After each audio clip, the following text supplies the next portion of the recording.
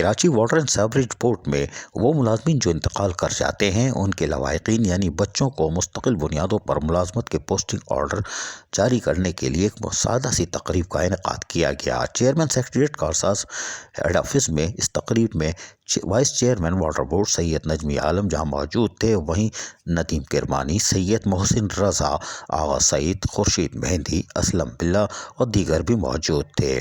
اس دوران vice chairman Karachi water and sewerage board Najmi Alam نے دوران ملازمت انتقال کر جانے والے ملازمین کے لواحقین کو حسب تعلیم 1 سے 11 گریڈ تک مستقل بنیادوں پر ملازمت فراہم کرنے کے لیے باقاعدہ لیٹر جاری کیے اور ان کو ہاتھوں میں تھما دیا۔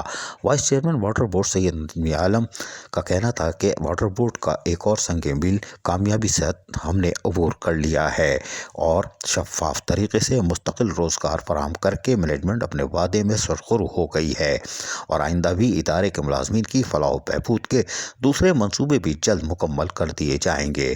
وائس چیئرمین واٹر بورڈ نے کہا کہ M D water board engineer Asad اللہ خان کے ساتھ ساتھ وزیر بلدیات سندھ سید ناصر حسین شاہ نے اس میں خصوصی دلچسپی لی اور یقینی طور پر آج ہم سرخرو ہیں۔ عزیز عارف KBS بلدیاتی نیوز کراچی۔ ایسی ہی خوبصورت ویڈیوز فیوچر میں حاصل کرنے کے لیے ریڈ بٹن پر کلک کر کے اور بیل آئیکن کو پریس کر کے ہم سب کے سبسکرائبر بننا مت بھولیے۔